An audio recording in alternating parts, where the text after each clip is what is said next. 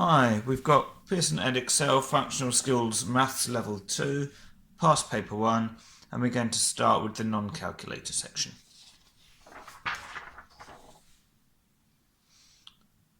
Okay, so section A, question 1. Work out 5.2 times 9.6. So we're going to do this as a column multiplication, but I'm going to ignore the decimal point. And I'm going to put those back in later on. Okay, so we'll start off looking at our units. 6 times 2 is 12. So put the 2, carry the 1. 6 times 5, that's going to be 5, 10, 15, 20, 25, 30. Plus the 1 is 31. Put that there. Now we're moving on to the tens, so we're going to have no units, so we can put a 0 here. So 9 times 2 is 18. Put the 8 to carry the 1. 9 times 5, or 5 nines, 9, 18, 27, 36, 45. Plus the 1 that we've carried is 46. Then we just need to add these two together. So 2 plus 0 is 2. 1 plus 8 is 9. 3 plus 6 is also 9. And 4 on its own is 4. Okay, so this isn't quite our answer yet because we had decimal points here, so we need to put them back in. So with this first number, we had one decimal place, or the decimal point had been moved once, and we've got another decimal place here. So in total, we've got to move the decimal point twice. So once, twice. So we get an answer of 49.92.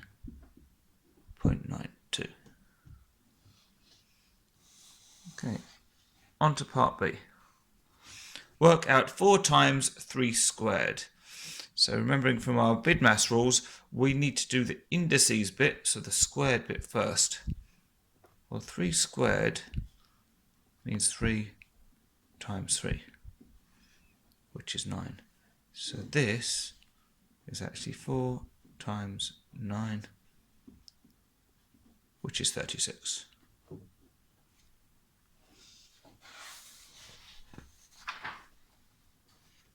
Okay. Question 2. On Thursday evening, Malcolm's bank balance was minus £107.35p. So in other words, he was overdrawn by this amount. On Friday morning, £1,867.68 is paid into his bank account. Then £715.21 is paid out of his bank account. No other payments occur. Work out how much money is in Malcolm's bank account on Friday evening. So let's look at these payments one at a time. He starts off with minus £107.35, then he's getting this amount paid in. So after this has gone into his account, if there was nothing in his account, he would just have this amount. But because he's starting off with a negative amount, we need to have the 167.68. This is going in, so this is a positive. But we need to take off this amount, because it's like he already owes this amount. So we can take this away. So 8 minus 5 is 3. 6 minus 3 is another 3. Bring the decimal point down. 7 minus 7 is 0. 6 minus 0 is still 6. 8 minus 1 is 7. And 1 minus nothing is still 1. Okay, so that's how much he's got after the first payment. Now, £715.21 is paid out of his bank account. So I'm actually going to make it clear, I'll write that figure again. And now we've got to take off £715.21. So 3 minus 1 is 2. 3 minus 2 is 1. 0 minus 5, well, we can't take 5 away from 0, so we need to take a 10 off of the 6. So we reduce that to a 5 and pass the 1 over to make this 10 minus 5, which is 5. 5 minus 1, which is 4. 7 minus 7, which is 0. And 1, take away nothing, just 1. So that's the final amount.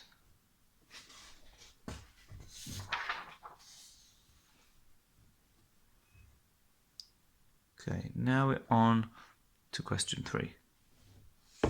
Akash needs to put plastic trim on a shaped window. The window is made using a rectangle, here's our rectangle, and a semicircle around here. The diagram shows the places where he needs to put the plastic trim. So they're telling us this is plastic trim, so all the way around the outside, but also these bits in here as well. Akash estimates that he will need 700 centimetres of plastic trim in total. Use estimation to check if Akash's estimate is sensible. You must show your working. Okay, so if we're talking about estimation, this is the key word, this means we're going to round our figures. Okay, so we're not going to use exactly what they are here. We can round them to something a bit more sensible, make it a bit easier to use. So let's start off by doing that. So 59 centimetres, we're going to say, well, that's roughly equal to 60 centimetres. And this 113 centimetres, well, that's approximately, well, so here we rounded to the nearest 10. Let's do the same here. We can round that to 110 centimetres. 118 centimetres, well, round to the nearest 10. It's going to take us up to 120 centimetres. Okay, and that should be enough for now, I think, for the measurements we need. Right, so with our trim, let's think about this in sections. So we're going to have a, where should we do this? Right, well, we're going to have a semicircle. Then we're going to have, and we'll do this over here, our V shape in the middle. And then we're also going to have, I'll put this one down here, our rectangle at the bottom. Okay, so the trim, let's start off with the rectangle because that's probably the easiest. So we're saying this is 120, so the top's going to be 120, this is 110, and this is 110. So if we add these all together, we can do this in the margin here. So we're going to have 120 plus 110 plus another 120 and another 110. All of the zeros are 0. 2 plus 1 is 3, plus 2 is 5, plus 1 is 6. 1 plus 1 plus 1 plus 1 is 4. So we've got 460 centimetres there. Right, now let's go for probably the next easiest one, which is going to be this V shape. Now, how long are these bits? Well, we know that this distance, the height, we haven't got a trim there, but it's sort of this vertical height, we're using 60 centimetres. So if the distance from here to here is 60, then it's going to be the same everywhere. So in other words, this length is also going to be 60. And this length is also 60. Okay, so 60 plus 60, well, 6 and 6 is 12. So we've got 120 centimetres there. So we've got the V, we've got the rectangle, we need our semicircle. Okay, well, hopefully you'll remember the formula for the circumference of a circle. So imagine this was a full circle. Well, the circumference is 2 pi r. Or you could use pi d. Okay, depends if you want to use the diameter or the radius. I'm going to use the radius here. Okay, so we want 2. Well, I know that pi, we're told, is 3.14. But remember, we're estimating. So I'm going to say that's approximately equal to 3. So we're going to have 2 times 3, and then times the radius, which is this 60. Okay. So 2 times 3 is 6, times 6 again is 36, and then we can put the 0 on at the end. Now that's the full circumference. So this is full circle. But we've just got half a circle here. Yeah, semicircle. So we then need to do 360 divided by 2. So 2 into 3 goes once, with one remainder. 2 into 16 goes 8 times, and 2 into 0 doesn't go. Okay, so it might be looking a little bit messy here, but if we put these all together, we've got the area of the the perimeter of the rectangle was 460 centimeters. Then these two bits in the middle were 120, and we worked out the semicircle bit here was 180. So if we add these all up, all the zeros are still 0. I'm going to add this in this order because I know 2 and 8 makes 10. So 2 and 8, 10. Add the 6 is 16. Carry the 1. 4 plus 1 is 5.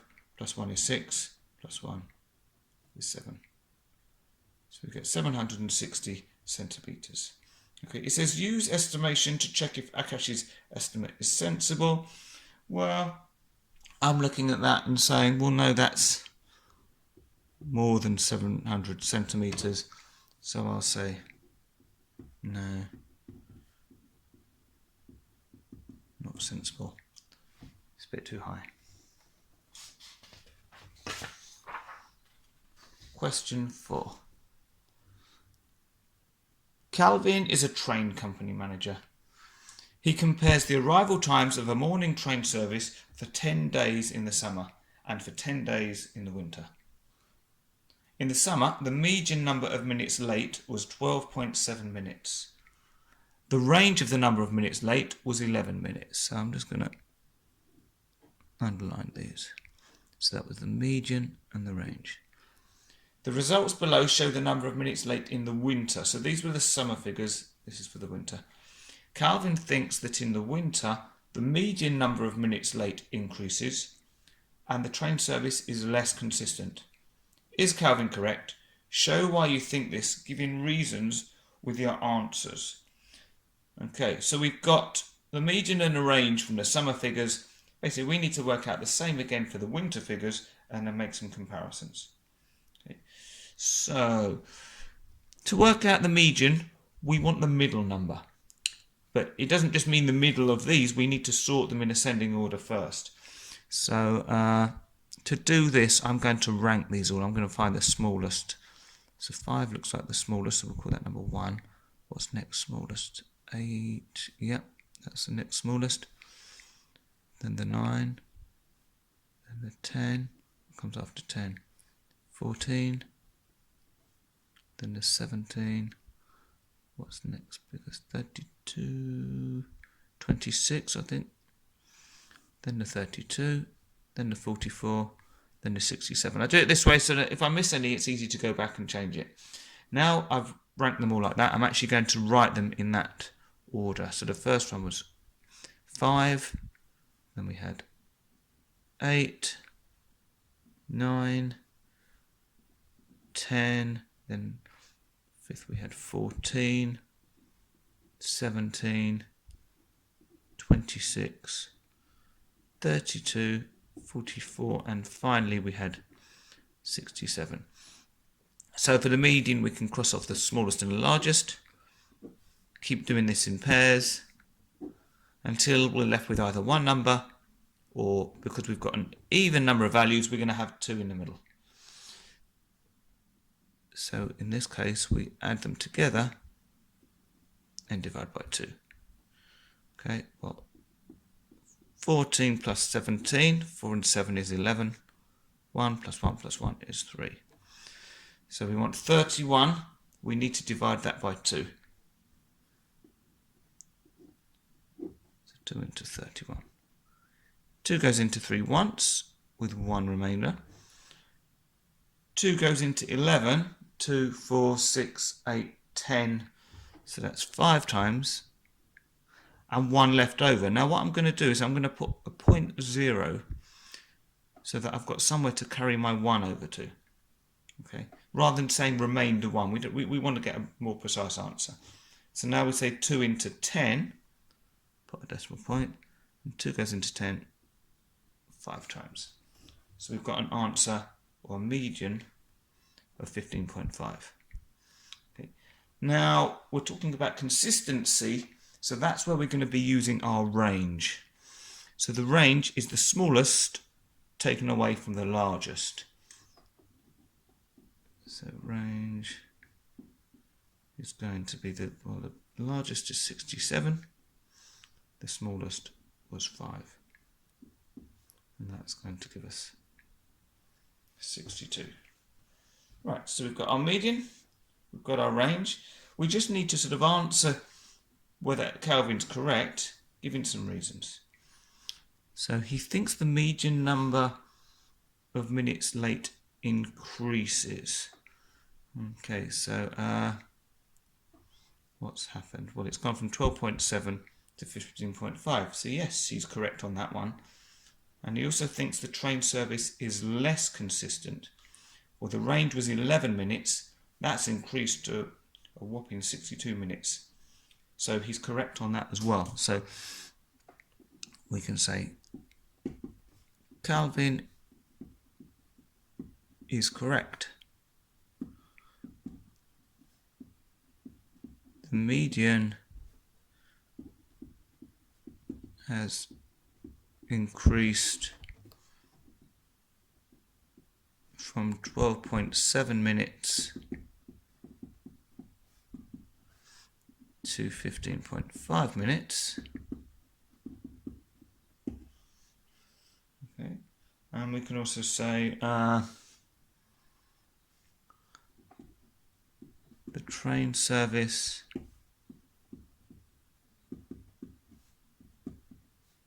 is less consistent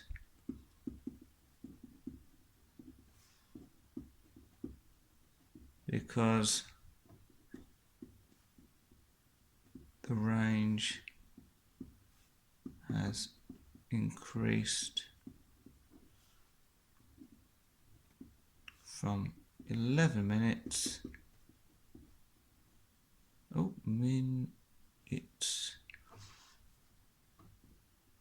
to, what did we have, 62 minutes.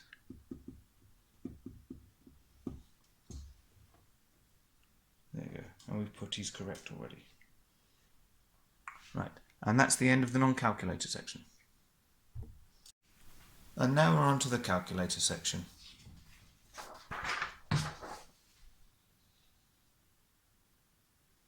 Question 1. Adam works for an agency. His normal hourly rate is £8.32. The agency asks Adam to work 6 hours for a new company. Adam will be paid time and a third of his normal hourly rate. How much will Adam get paid in total when working for the new company? Okay, so we've got two things going on here. He's going to be working for the new company for 6 hours, but he's going to get paid time and a third. So basically, it won't be just this amount. We need to increase this by 1/3 of this amount. So let's start off by working out what 1/3 of that is. So it's going to be 1/3 of, or times, £8.32. So we can use our calculator. So we'll do the £8.32 times 1 divided by 3. Okay, so because this is money, we're going to have to round it to 2 decimal places. So it's going to be £2.77.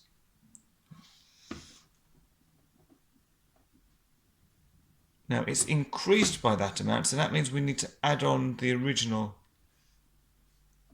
£8.32. So we can go with £2.77 because we've had to round that because it's money. Add on the £8.32 and we get £11.09.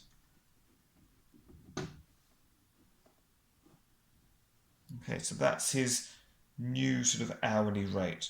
Okay. Now this is going to be for 1 hour, so we need to multiply this by 6 because we've got 6 hours for the new company. And if we do that, again we can do it all with a calculator. We get £66 and 54 pence.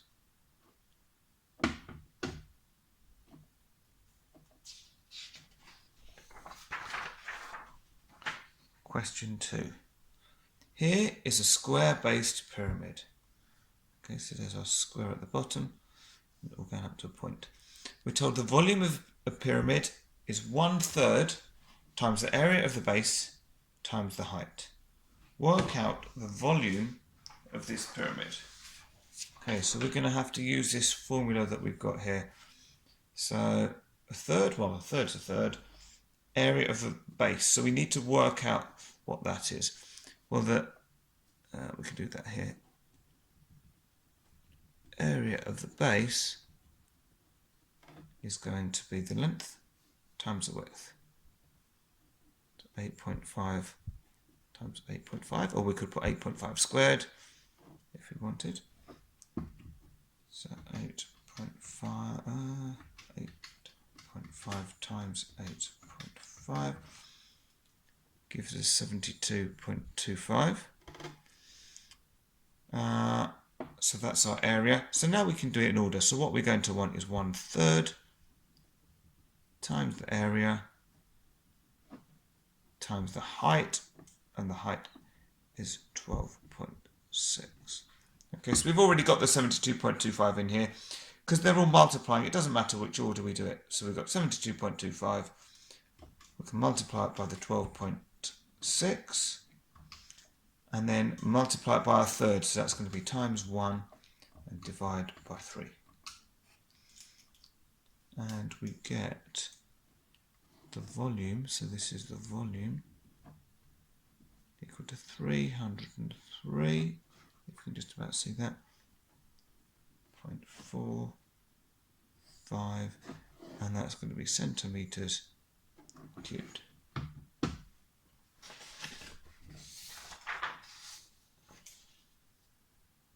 Question 3. Rana donated to 4 charities last year. She gave £175 to each of these charities. This year, Rana wants to donate the same total amount between 6 charities. Each charity will receive an equal amount. How much will each charity receive this year? So she's donating the same total amount. So let's work out what that total amount is. So if last year she gave £175 to 4 charities, that means the total is going to be 175 times 4, which is £700. She now wants to split that equally between 6 charities. So we're going to have 700 divided by 6. And we get 116.66, but we're going to have to, well, normally we'd round this, so we could round it to 0.67, but if we do that, then it's going to be going over what the total amount is. So I'm actually going to round it down to 66, so that we don't go over the total amount of £700. Okay, and we can put that down here, 116.66. We've got to check here. Use reverse calculations to check your answer. So if we're doing that, that means we're going to start with our answer, 116.66, and we want to get back to the original amount. So we divided by 6 before, so if we multiply it by 6, let's see what we get. So 116.66 times 6, and that gets 699.96, and we can say, okay, we've done our check. Okay, it's close to 700, we're just out because of the rounding.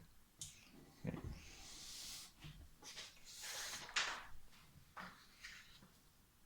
Question 4. Samir is a roofer. Here is a section of a roof made from straight pieces of wood.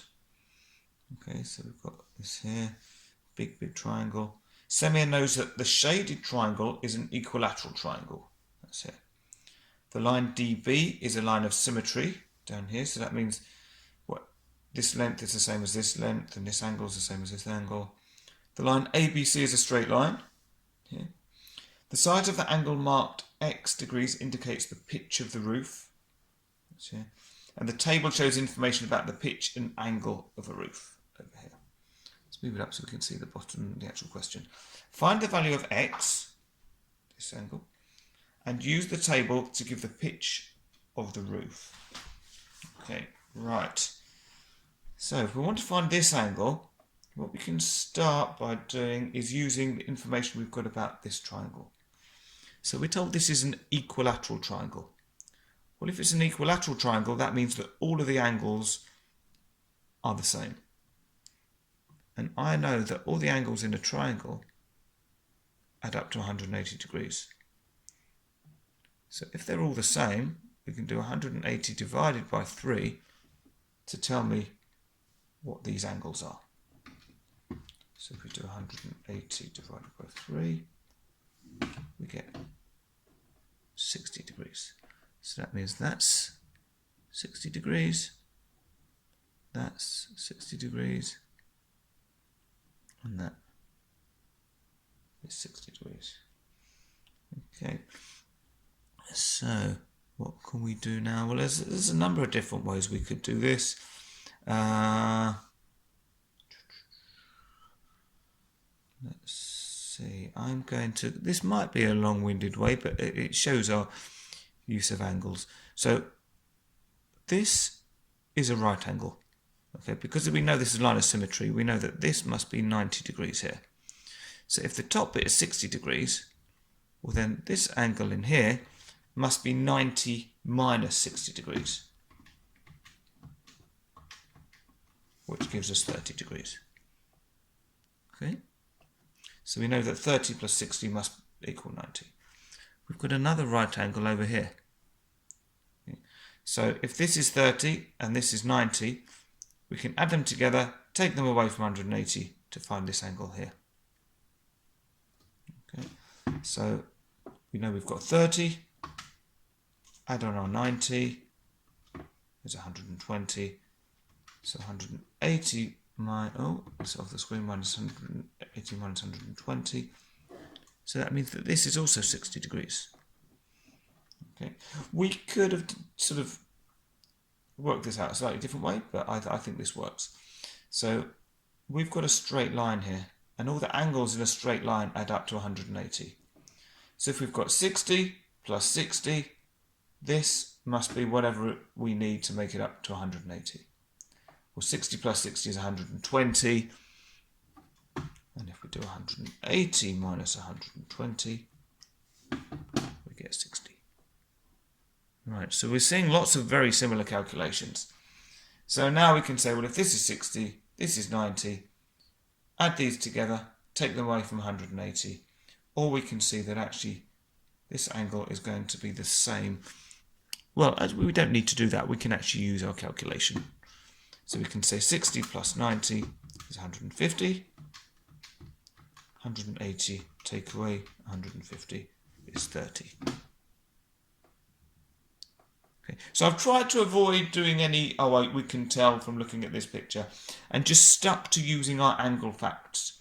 Because sometimes when we try and use these other facts, you need a certain amount of confidence in them, whereas the only two rules that we're using are that the angles in a triangle add up to 180, and that the angles in a straight line add up to 180.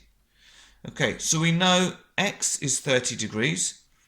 We're asked to find the value of x and use the table to give the pitch of the roof. Well, if the angle is 30 degrees, then the pitch is going to be 7. So we can go straight down to the bottom here. So x is going to be 30 degrees. Pitch is 7.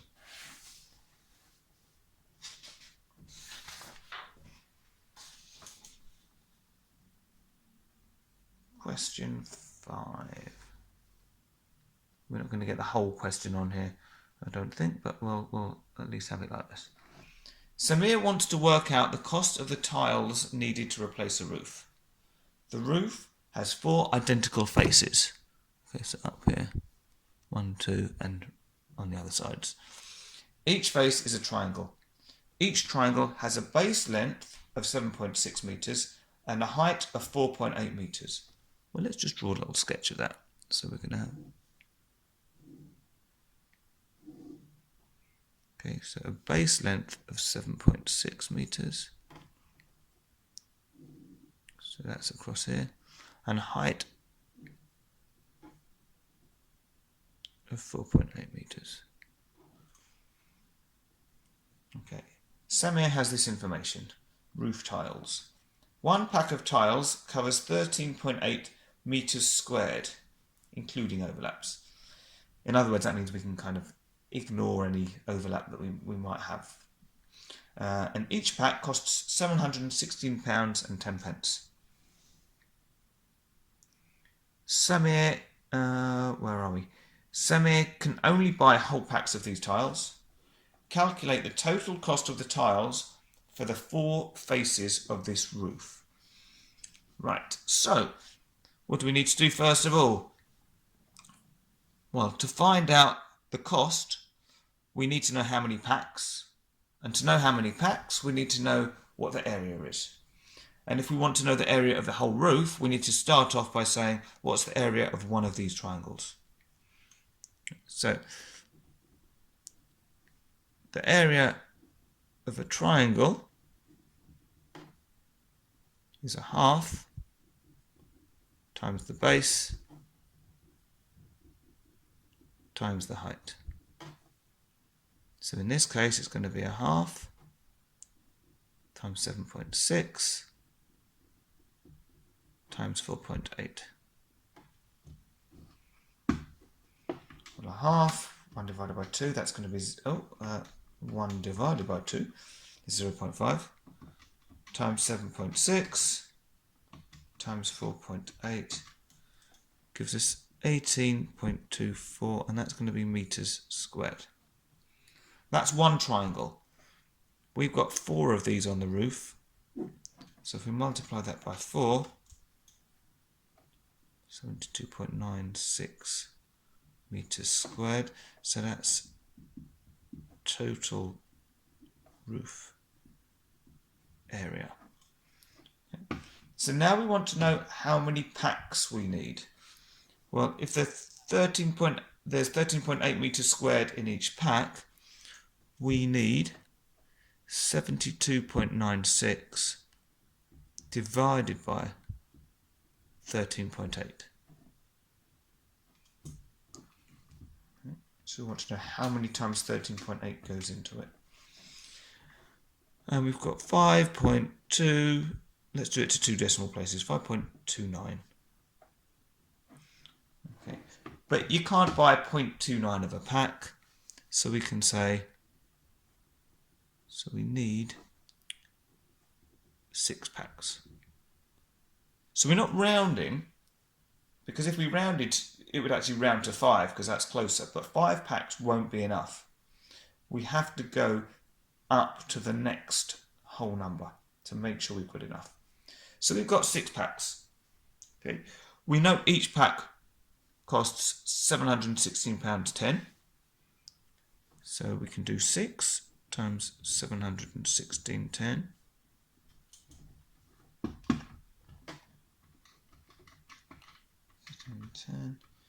And we get, that's quite expensive, 4,296.6, but this is money, so we can't have just 0.6. We've got to make it 60 pence.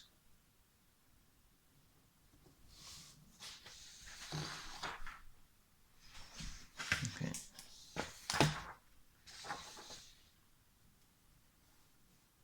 Question 6.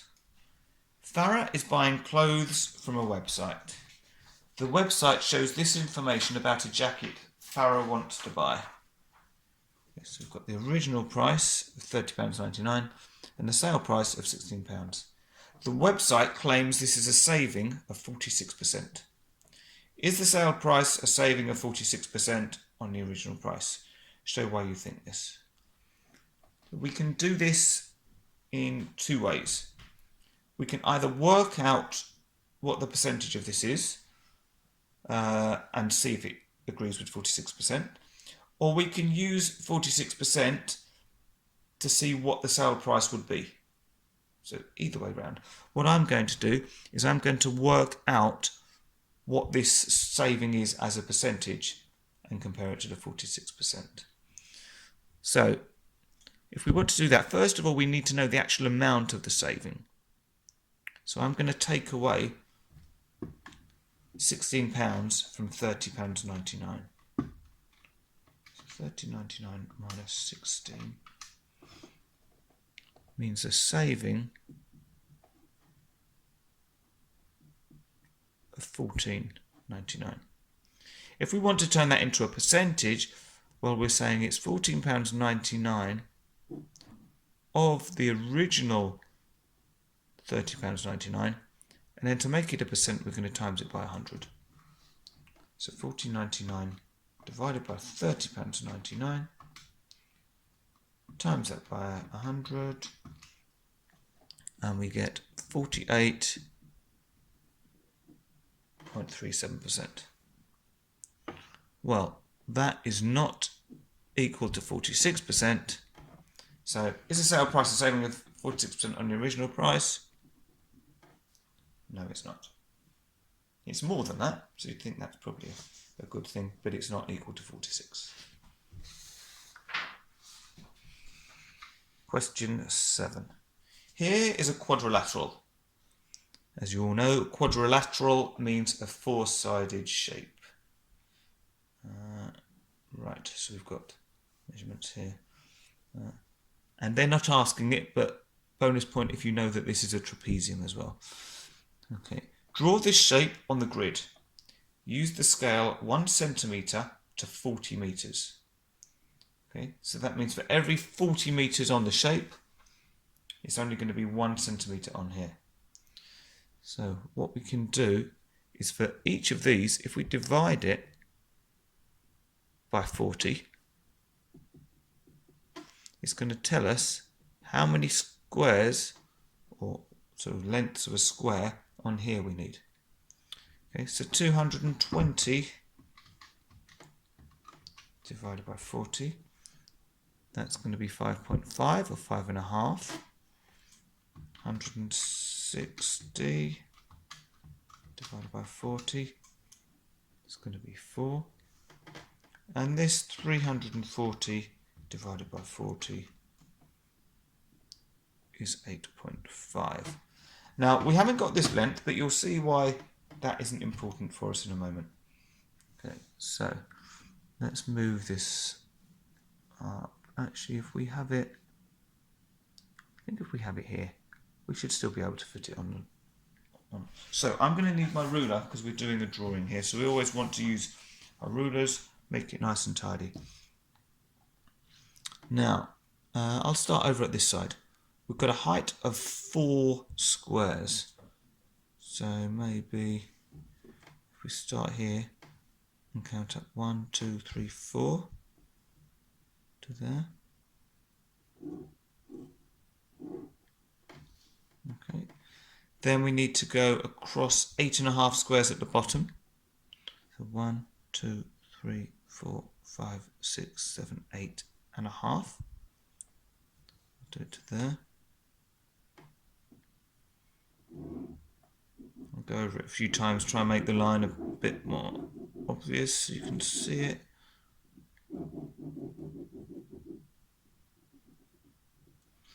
Okay. Then the next line we've got 5.5 squares up at the top there. So it's going to be 1, 2, 3, 4, 5.5 to there.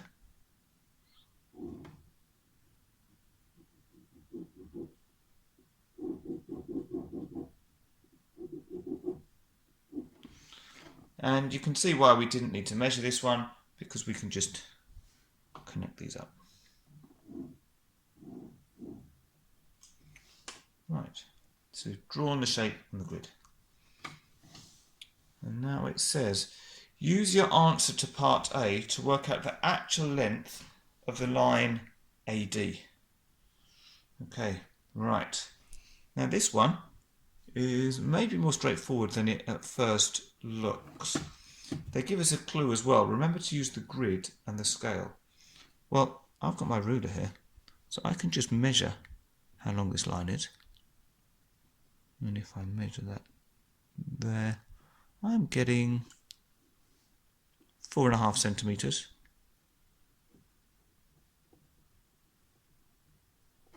Okay. So if we've got 4.5 centimetres, we can remember that 1 centimetre on the grid is 40 metres in real life. So 4.5 times 40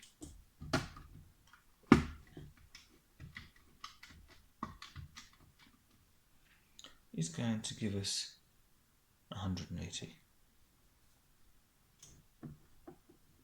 So that's going to be 180 meters. Okay. Now, if you're using this with the official mark scheme, you might see that they give the answer as 200 meters. The reason for that is because when we print these out, because it puts this margin in, it actually shrinks the page a little bit. So if you had this in an exam, the paper would be a little bit bigger. So when you measured it, it would be 5 centimeters rather than 4.5. Okay, so let's add that on there. So would be 5 cm in exam. So you don't need to worry about it. The process is correct. Look, I'll just show you what I mean by, it says this is 1 centimetre, but actually you'll see it's a bit less than 1 centimetre. Yeah. So it's just because of the printing. So if you printed it out, don't worry, just remember what you'd do, you'd measure it and then you'd multiply it by the 40. Okay.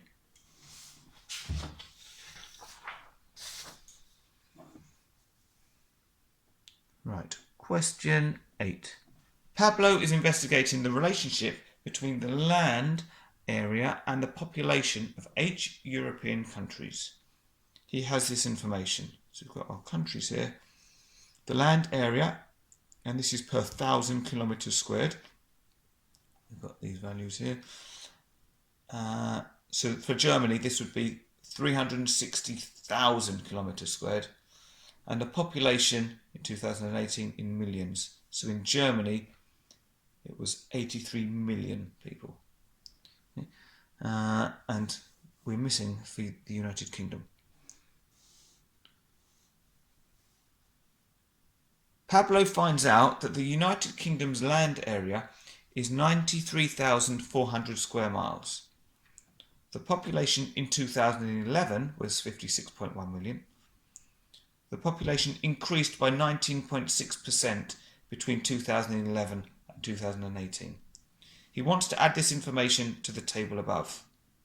He will round the land area to the nearest 10,000 and round the population to the nearest million.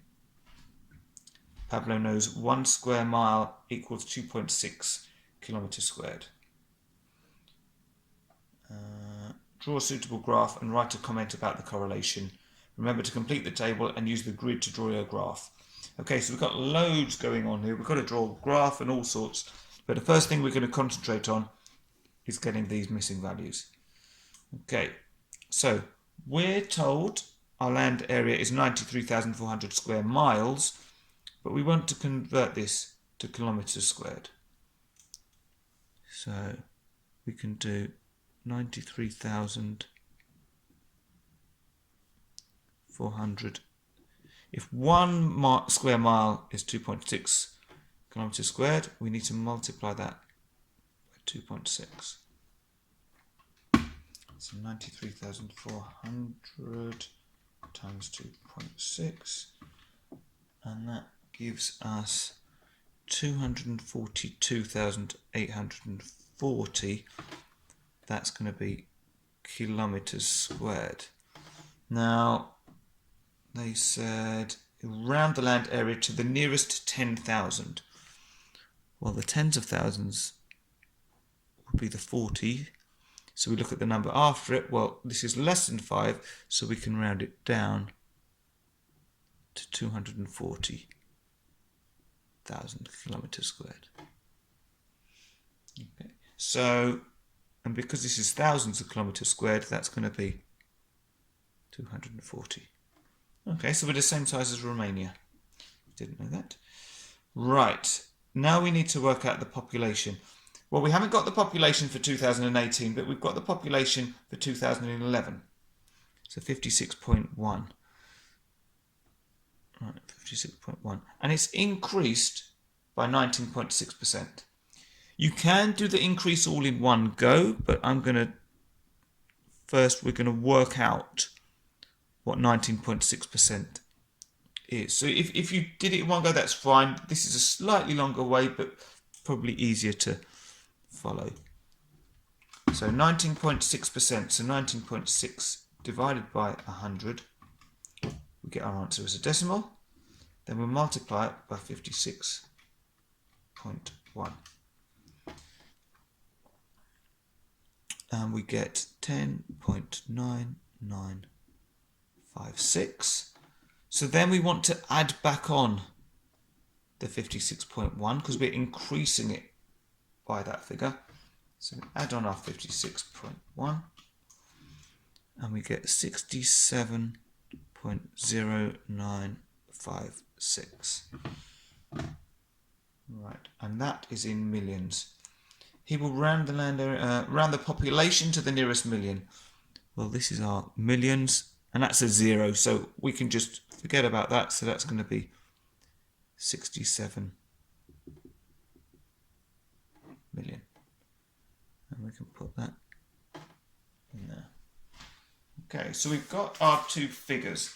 Now we can start thinking about this suitable graph that they're talking about. Okay, and then we'll do the comment afterwards. Right, so we've got some graph paper here. Right, they've already done this for us. So if we want a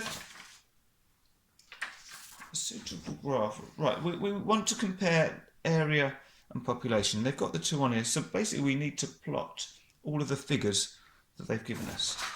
So if we have a look back here, for Germany we've got a land area of 360 and a population of 83. So 360, well, here's 300, here's 400. We've got 5 boxes, so these must be going up 20, 40, so they must be going up in 20s. If you want to be sure about that, you can think, well, the difference between these two numbers is 100. 5 boxes, so 100 divided by 5 is 20. So we wanted 360, so 320, 340, 360. And the population for Germany was 83. So we're going to go follow this one up. Here's 60, 70, 80. And again, we've got a difference of 10, but only 5 boxes. So 10 divided by 5 is 2. So that would be 82, 84. So 83 is going to be in between there. And we do this with all the other countries. So for Greece, we had a land area of 130. So that'd be 120. So 130 is going to be halfway in between. And a population of 11 million. So again, that's going to be between 10 and 12. So we've got a cross right in the middle of that box. Okay. Then on to the next one. So we've got Italy, land area of 300,000 kilometers squared. So 300. And a population of 58 million. 60, so if each of these is 2 or 58 would be that. So no, I'm not putting the countries on here. It doesn't matter which country is which. We've just got to mark them all on here somehow. Okay. So next we've got Poland, land area of 310. So it's going to be between these two. And a population of 39 million. So 38, 40, so again, we're right in the middle of the box. For Spain, we've got 510. And just in case you're wondering, I'm getting all my numbers back from here. So for Spain, 510 for the area and 47 for the million. So 510 is going to be between these two. And then we go up to 47. So 42, 44, 46, 47. So right in between there. Then we've got France, land area of 640,000, so that'd be here, and up to population of 67 million, so between 66 and 68. Then we've got Romania, land area of 240 and population of 19 million, so between 18 and 20. And finally we've got the United Kingdom that we've worked out. So it's going to be on the same line here, 240, but we've got a population of 67 million. Okay, so we've plotted everything on there. Now if we're going to make a comment about correlation, well then, first of all, we need to have a line of best fit. So we've got to have something that shows us roughly what this data is doing. Now, we can sort of see, it sort of suggests that as the land area gets bigger, the population increases. Now, we need to draw a line of best fit. You want to follow the overall pattern of the data. So it's going up, but we've got some here, some there. So I'm going to draw a line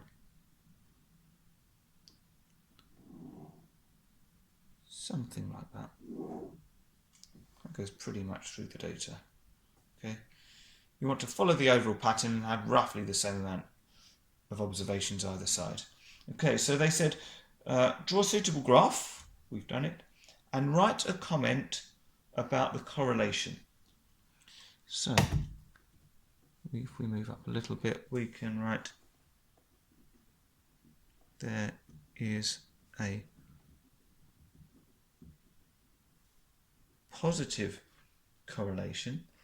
So you don't have to use this word, but it's much easier if you can remember positive or negative correlation would mean it's sloping down, but positive correlation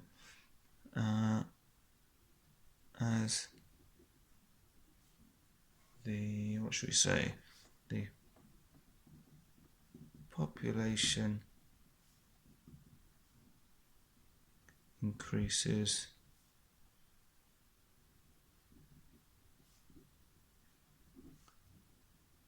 as the land area increases.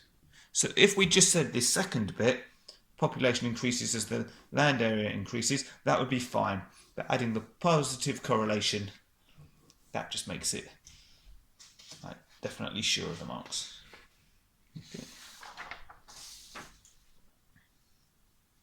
Question 9. Magda wants to compare the population density of the two largest countries in the world. She can use this formula. So we've got K equals P all over 2.59 M, where K is a population density, people per kilometre squared, P is the population in millions, and M is the land area in million square miles.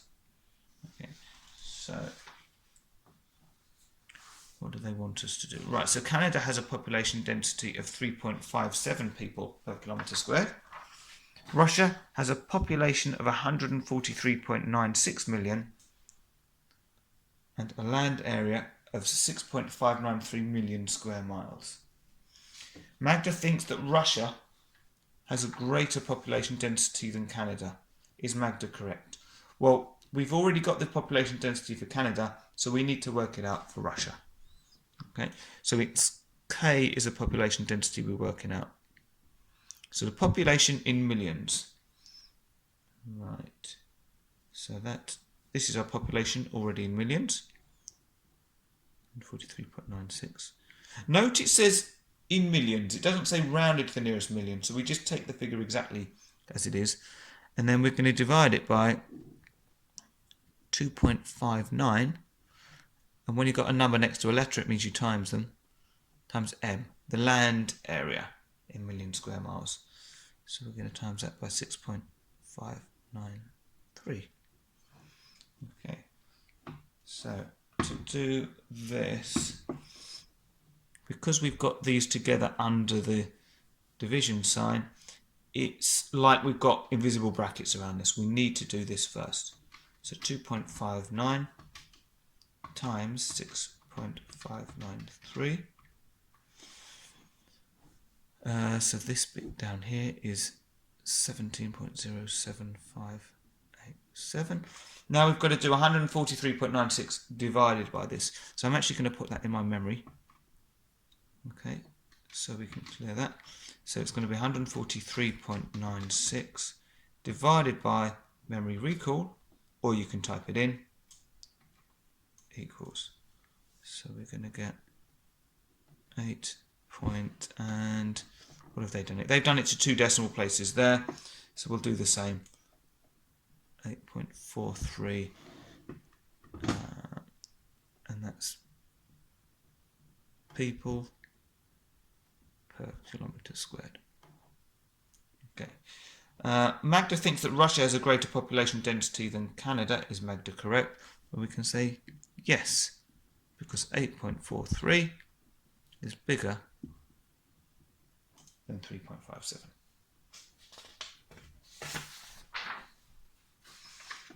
Question 10. Work out 3 3/8 minus 9/8. Give your answer as a mixed number. Right, so when I've got mixed numbers like this, what I like to do is to turn them into improper fractions first. So let's just pull this down so we can see it better. Right, so 3 3/8. What I mean by an improper fraction is having, instead of having our whole number and the remainder, we turn it all into the numerator. So if we've got 3 3/8, well, that means we've got 3 complete sets of 8, so like 8/8, 8/8, 8/8, and then 3/8 left over. So we can do 3 times 8, which I'm sure you'll know, but we can check on here, is 24. Then we add on the 3, and that's all going to be over 8. So 24 plus 3, that's going to be 27 over 8. So this now becomes 27 over 8 minus 9 over 8. And because our denominators are both the same, that's going to stay as 8. And we're just doing 27 minus 9, which is 18. Okay, now I'm going to simplify this because I can see that they're both even numbers, so I'm going to divide both by 2. 18 divided by 2 is 9. 8 divided by 2 is 4. Right, so we've got 9 over 4, but it says give your answer as a mixed number, so we've got to go back into this sort of format.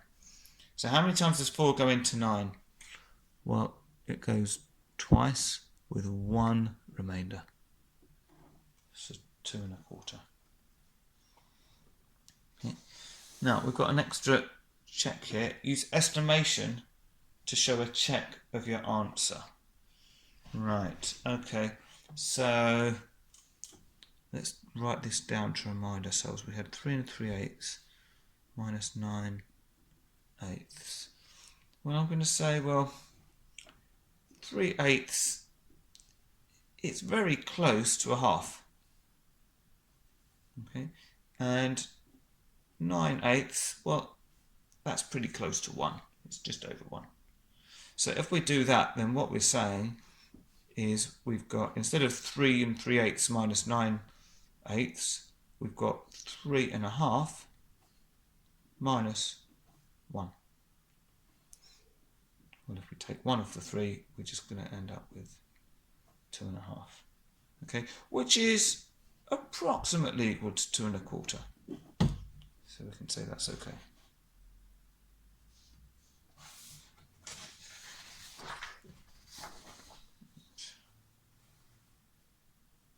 Question 11. Emilio makes metal fences. He's making a fence using this design. So this is all of the fence around the outside and the bits in the middle. The fence will need 3 horizontal metal pieces of length 1.8 meters. So that's this one at the bottom, this in the middle, this at the top. 2 tall metal pieces of length 1.44 meters. So the far left and the far right. 5 medium metal pieces. So that's going to be 1, 2, 3, 4, 5. So maybe if we just label these medium, and 6 short metal pieces. So we're going to have 1, 2, 3, 4, 5, and 6. There are short ones. Okay. The heights of the tall, medium, and short metal pieces are in the ratio 9 to 8 to 7. How many meters of metal in total does Amelia need to make the fence? Right. Okay, so let's think of this. Let's work on our ratio bit first of all. So, the heights of them, I'll do it up here. So we've got tall, medium, short. And let me get my ruler and we're going to draw a little table because it's a ratio question and I like my tables.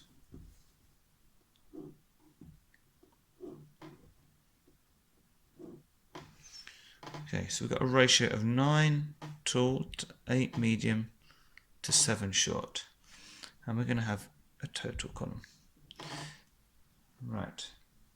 So if these really were 9 meters, 8 meters and 7 meters, well then our total would be 9 plus 8 plus 7, which is 24.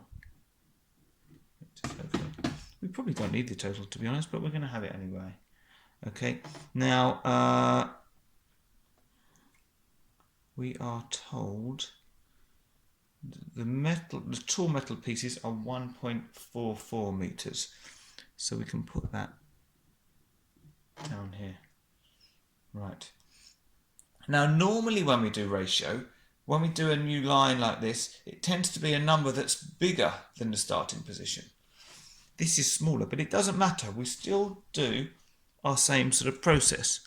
So we still want to know how do we get from 9 to 1.44. So we say 1.44 divided by 9. And we get 0.16. Okay, or 16%. Okay, so 16% of the 9.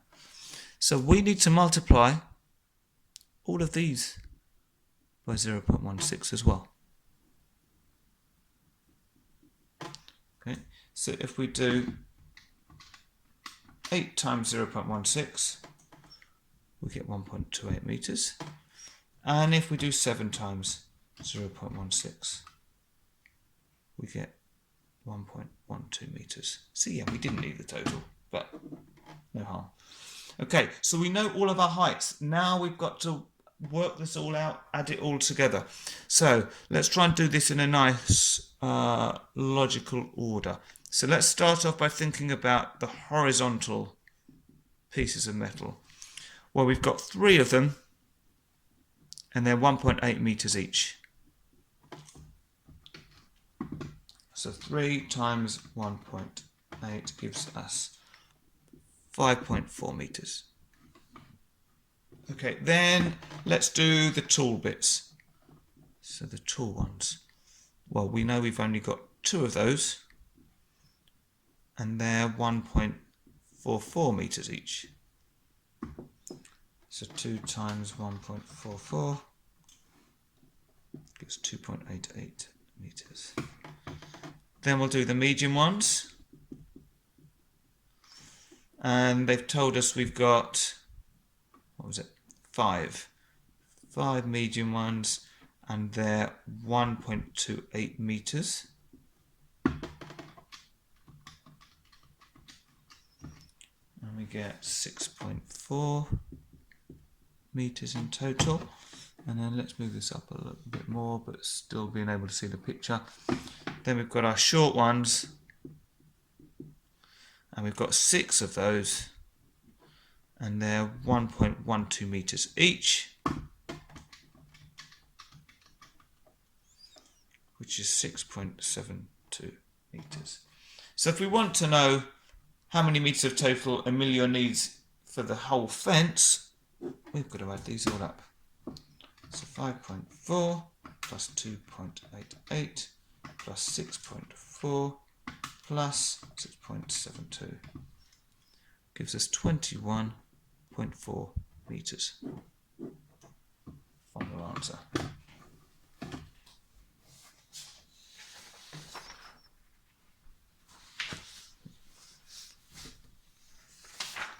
Okay, now we're on to question 12. The table shows some information about 60 holidays bought by customers at a travel agency. Okay, so we've got some are room only, some are bed and breakfast, some are all inclusive. And we've got either for couples or for families. Complete the table above. Right, so what we've got to do here is we've got to fill in all of these blanks. And the way to do it is to find a row or a column that's only got one value missing. So I'm going to start with this all-inclusive column because this is a total, so all I need to do is add my 18 with my 14 to get me 32 in there. Okay, and then what shall we do?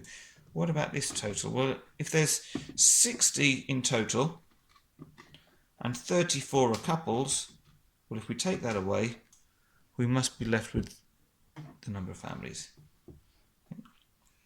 Let's go for this one next. Now, this might not be the only order to do it. There could be other ways. But I'm going to go with, well, if we've got 23 bed and breakfasts, 10 are for families, take that away. That leaves us with 13 for couples. Right, now we want these ones to fill. Let's go with this one.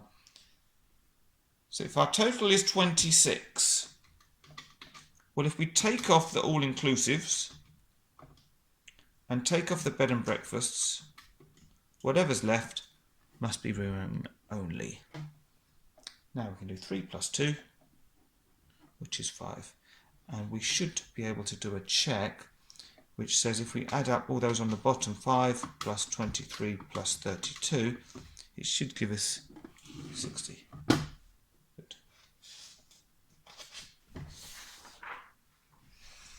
Okay. A customer who bought a holiday at the travel agency is chosen at random. What is the probability that this customer bought an all-inclusive holiday for a couple? Okay. Give your answer as a fraction in its simplest form. So we need to go back to this. So with probability, it's always good to start with the denominator. Well, altogether there's 60 holidays. So the denominator is going to be 60. Okay, all the possible options. They want an all-inclusive holiday for a couple.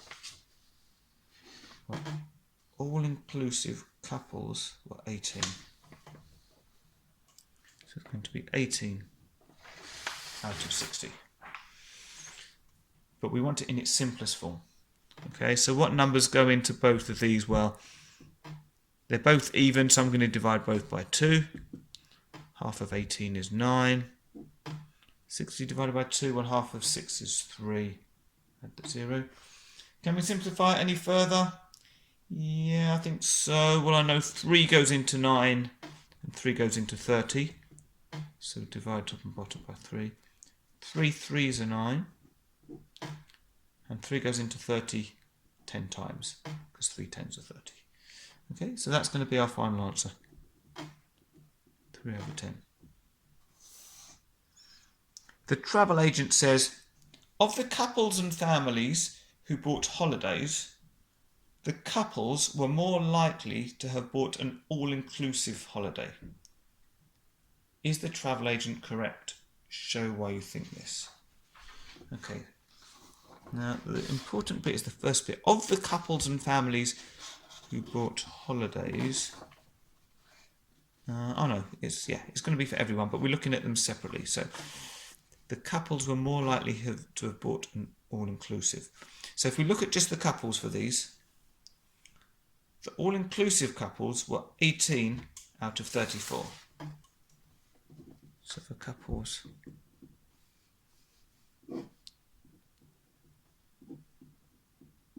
let me show you that again. So that 1834 18 all-inclusive holidays out of 34 in total. Now for the families,